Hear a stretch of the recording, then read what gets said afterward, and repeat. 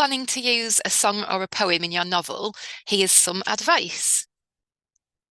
Really important that you realise you can't go quoting lyrics without receiving permission. This is an article from The Guardian, and it's actually way back from 2010. But this writer, Blake Morrison, tells us in this article that he did get the permissions, but look how much these permissions cost him. And this was 2010, we were talking about £500 for one line of Jumping Jack Flash. £535 for a line of Wonderwall, and that's getting the permission. That's not being sued because you didn't get permission. So it's really important to realize you can't quote lyrics without permission.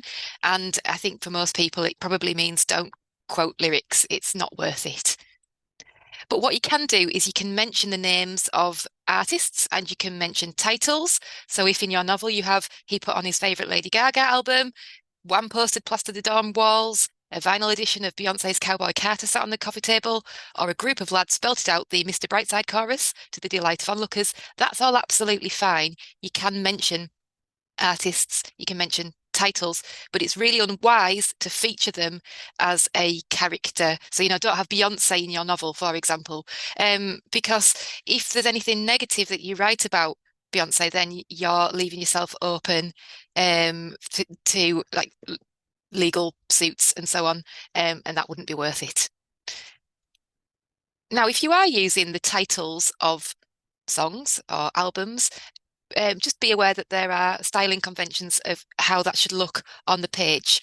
If you hire a copy editor or if you hire a proofreader, it's likely that they're going to be using a style guide. You might even tell them which style guide you want them to use, and they would follow the rules set out, the conventions set out in that style guide to show them, how to make sure titles are consistent in your work. So, for example, this is from the Chicago Manual of Style, and this one's about poems. So, titles of most poems are set in Roman type. So, Roman means non-italic, so just normal text, and enclosed in quotation marks. But if it's a book, a poetry book, then that would be italicized without quotation marks. That's poems.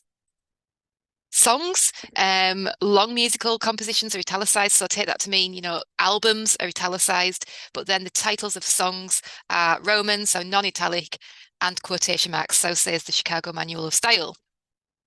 The British text New Hart's Rules, the Oxford Style Guide, has the same conventions, luckily. It's handy that it's the same on both sides of the Atlantic.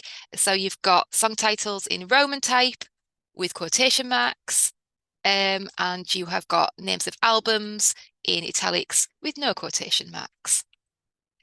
Now, if you are going to mention songs or poems, there's a clear reason to mention them. It certainly creates a mood, and so for example, if you mention a song, that's a shorthand for a particular mood, isn't it? Or the culture of the world, or the characters. You can tell us a lot by just mentioning the name of the song. You don't need to mention the lyrics. If you're picking a really well-known song, for instance, if it was Mr. Brightside, it's quite likely that your readers are likely to know the lyrics anyway, so you don't need to mention them. You're already sparking off that idea, that thought, and readers can fully imagine that. But if it's a situation where you feel you really cannot live without lyrics, then why not? There's a creative opportunity here. Why not invent a band? Why not invent the lyrics? If that's important to you within your story, then go ahead and invent. That would be a really fun thing to do.